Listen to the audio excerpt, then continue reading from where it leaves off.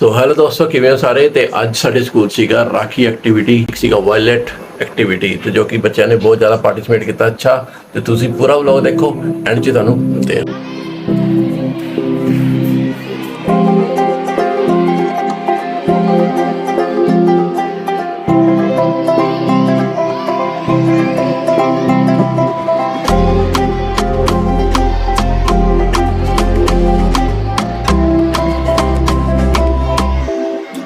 इस activity which student सीगे जो कि 6th क्लास 7th और 8 गर्ल्स एंड बॉयज़ दोनों ही सीगे। तो बहुत ही अच्छा इन्होंने मेकिंग किया। देखो डिज़ाइन बहुत ही अच्छा किया इन्होंने। तो तुसी वीडियो पूरी देखो जरा एक बार।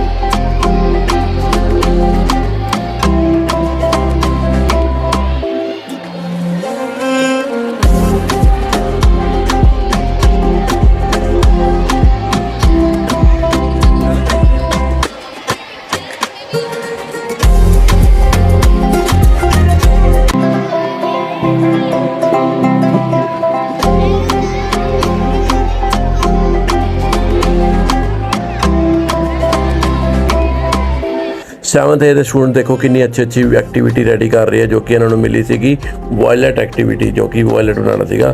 नाल ही 6th ए के स्टूडेंट ने भी वायलट एक्टिविटी के उत्ते पार्टिसिपेट किया, जो कि बहुत ही अच्छा इन्होंने भी रेडी किया, जो कि बहुत देख सकते हो तुसीं।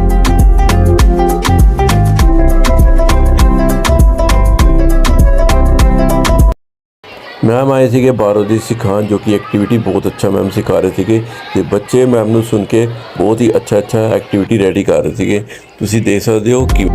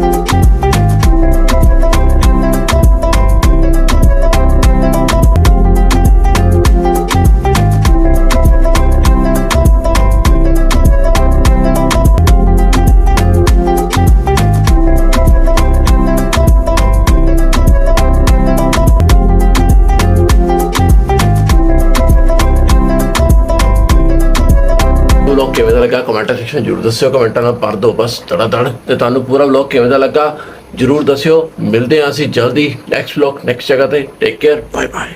ਸੋ ਹੈਲੋ ਦੋਸਤੋ, ਕਿਵੇਂ ਹੋ ਸਾਰੇ। ਤੇ ਅੱਜ ਸਾਡੇ ਸਕੂਲ ਸੀਗਾ ਰਾਖੀ ਐਕਟੀਵਿਟੀ ਸੀਗਾ ਵਾਇਲਟ ਐਕਟੀਵਿਟੀ ਤੇ ਜੋ ਕਿ ਬੱਚਿਆਂ ਨੇ ਬਹੁਤ ਜ਼ਿਆਦਾ ਪਾਰਟਿਸਿਪੇਟ ਕੀਤਾ। ਅੱਛਾ, ਤੇ ਤੁਸੀਂ ਪੂਰਾ ਵਲੌਗ ਦੇਖੋ, ਐਂਡ 'ਚ ਤੁਹਾਨੂੰ ਮਿਲਦੇ ਹਾਂ।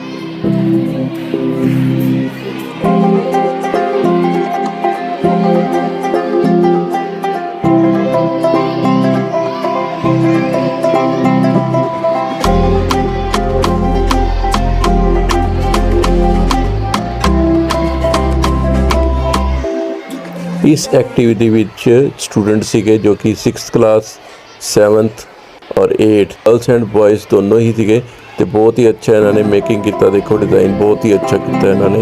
तो तुसी वीडियो पूरी देखो जरा एक बार।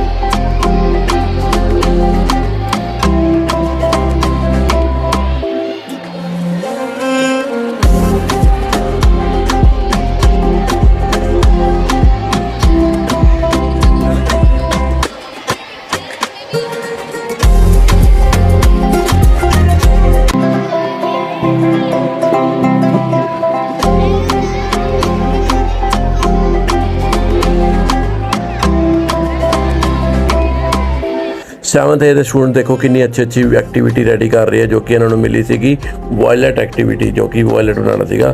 नाल ही 6th ए ਦੇ स्टूडेंट ने भी वायलट एक्टिविटी ਦੇ ਵਿੱਚ पार्टिसिपेट किया जो कि बहुत ही अच्छा इन्होंने भी रेडी किया जो कि बहुत देख सकते हो तुसीं।